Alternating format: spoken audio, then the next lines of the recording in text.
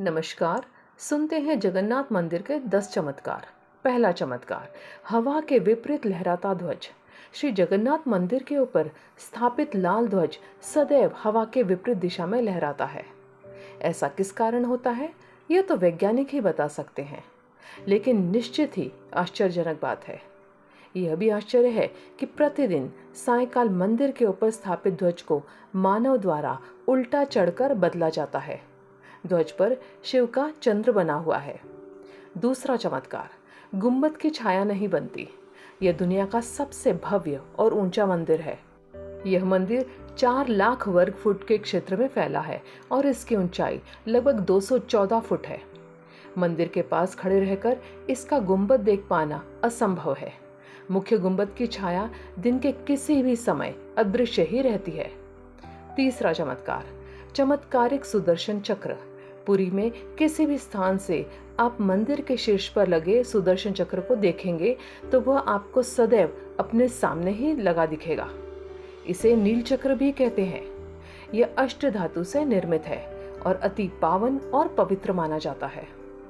चौथा चमत्कार, हवा की दिशा। सामान्य दिनों के समय हवा समुद्र से जमीन की तरफ आती है और शाम के दौरान इसके विपरीत, लेकिन पुरी में इसका उल्टा होता है। अधिकतर समुद्री तटों पर आमतौर पर हवा समुद्र से जमीन की ओर आती है, लेकिन यहाँ हवा जमीन से समुद्र की ओर जाती है। पांचवा चमत्कार, गुंबद के ऊपर नहीं उड़ते पक्षी। मंदिर के ऊपर गुंबद के आसपास अब तक कोई पक्षी उड़ता हुआ नहीं देखा गया। इसके ऊपर से विमान नहीं उड़ाया जा सकता।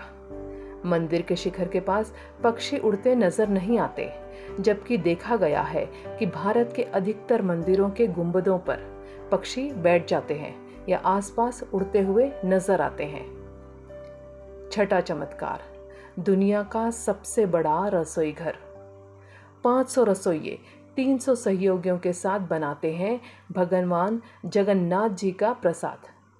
लगभग 20 लाख भक्त कर सकते हैं यहाँ भोजन।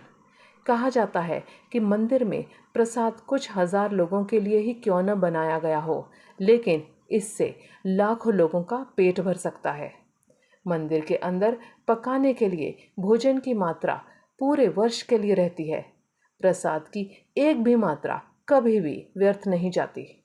सातवां चमत्कार, समुद्र की ध्वनि। मंदिर के सिंहद्वार में पहला कदम प्रवेश करने पर ही आप सागर द्वारा निर्मित किसी भी ध्वनि को नहीं सुन सकते। आप एक ही कदम को पार करें तब आप इसे सुन सकते हैं।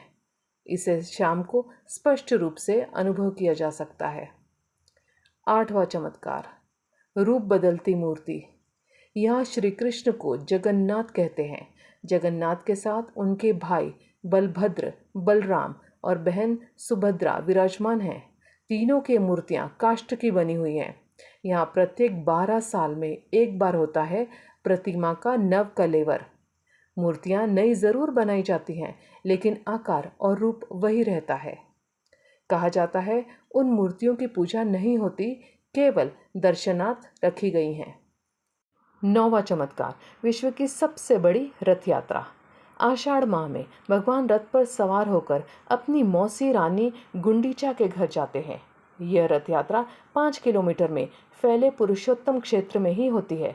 रानी गुंडीचा भगवान जगन्नाथ के परम भक्त राजा इंद्रद्युम्न की पत्नी थी, इसलिए रानी को भगवान जगन्नाथ की मौसी कहा जाता है। अपनी मौसी के घर भगवान 8 दिन रहते हैं। आषाढ़ शुक्ल दशमी को वापसी की यात्रा होती है। भगवान जगन्नाथ का रथ नंदी घोष है। देवी सुभद्रा का रथ दर्प दलन है और भाई बलभद्र का रक्ष तलध्वज है। पुरी के गजपति महाराज सोने की झाड़ू बुहारते हैं, जिसे छेरा पेररन कहते हैं। अब 10वां चमत्कार, हनुमान जी करते हैं जगन्नाथ की समुद्र से रक्षा। माना जाता है कि 3 बार समुद्र ने जगन्नाथ जी के मंदिर को तोड़ दिया था।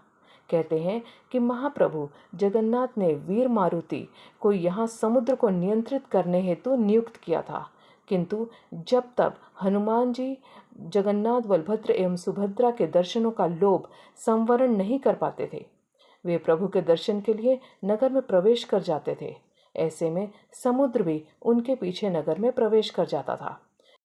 केसरी नंदन हनुमान जी की इस आदत से परेशान होकर जगन्नाथ महाप्रभु ने हनुमान जी को यहाँ स्वर्ण बेड़ी से आबद्ध कर दिया। यहाँ जगन्नाथपुरी में ही सागर तट पर बेदी हनुमान का प्राचीन एवं प्रसिद्ध मंदिर है। भक्त लोग बेड़ी में जकड़े हनुमान जी के दर्शन करने के लिए बड़ी संख्या में आते हैं। जानकारी पसंद आई हो तो कमेंट करके ज़रूर बताइएगा।